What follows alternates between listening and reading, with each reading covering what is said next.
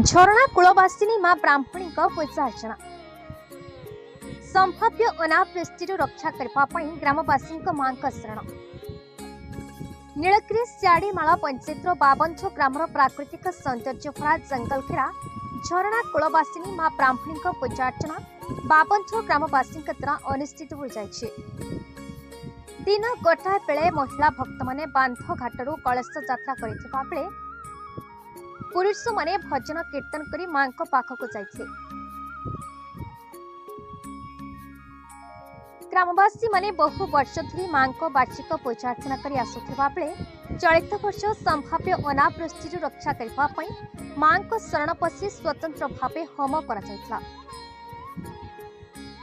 ब्राह्मण द्वारा राति 8टारे घट पूजा पर रात्रि 10टा ठारू भोर 4टा पर्यंत पारंपरिक रीति रे देहुरी पूजा करेंगे बोली ग्रामवासी जणाइछन्ते।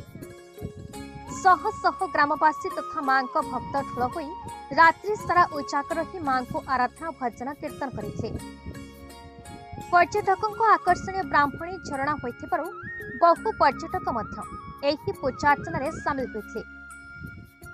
उक्त स्थानटी मनोलोभा प्राकृतिक और आध्यात्मिक स्थली होइथिबारु एहा अधिक आकर्षणीय करी पर्यटन स्थलीर मान्यता देबा पई बहु पर्यटक और ग्रामवासी बहु दिन दाबी रही आसी।